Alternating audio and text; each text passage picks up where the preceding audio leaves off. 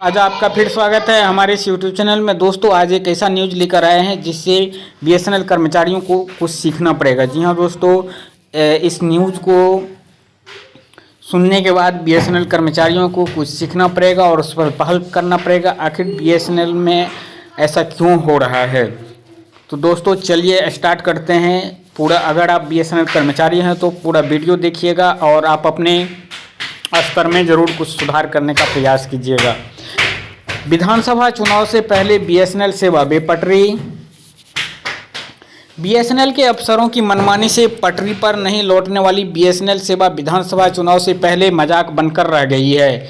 चुनाव की तैयारियों को लेकर हर दिन होने वाली वर्चुअल मीटिंग में बीएसएनएल सेवा रोड़ा बन रही है। यदि यही हाल रहा तो मतदान के दौरान बूथों पर होने वाली वेबकास्टिंग का काम नहीं हो पाएगा। पिछले 3 दिनों से बीएसएनएल सेवाधराम है। कभी नेटवर्क आता है तो कभी गायब हो जाता है। आए दिन स्पीड गायब रहती है। इसकी सुधार के लिए कोई प्रयास नहीं किया जा रहा है। जिले में वैसे तो बीएसएनएल की ब्रॉडबैंड फाइबर के अलावा एयर फाइबर सेवा संचालित है, लेकिन हर दिन कोई ना कोई खामी आने के कारण सेवाएं बेपटरी रहती है। बीएसएनएल के अफसर नोएडा तो कभी लखनऊ तो कभी सुल्तानपुर में खामी बताकर जिम्मेदारियों से पल्ला झाड़ लेते हैं।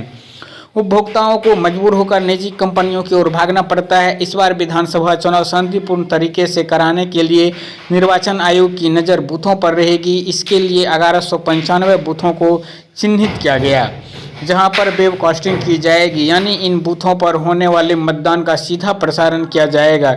इन बूथों की मतदान प्रक्रिया पर सीधे चुनाव आयोग की नज़र रहेगी। खास बात यह है कि यदि बीएसएनएल के नेटवर्क में सुधार न हुआ तो चुनाव में बूथों पर वेबकास्टिंग का कार्य नहीं हो पाएगा।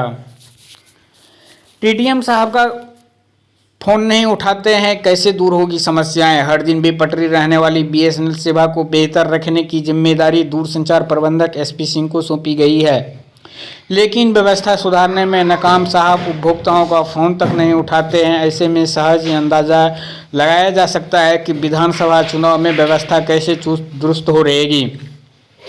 विधानसभा चुनाव की तैयारियों की जानकारी के बाबत कई बार टीडीएम को फ़ोन लगाया गया, लेकिन उनका फ़ोन नहीं उठा। अभी तक कोई दिशा निर्देश नहीं मिले।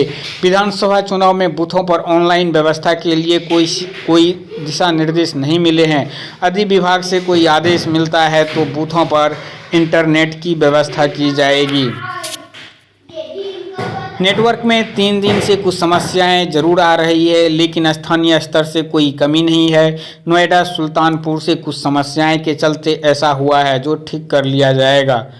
ब्रजेश कुमार, मंडल प्रबंधक बीएसएनएल।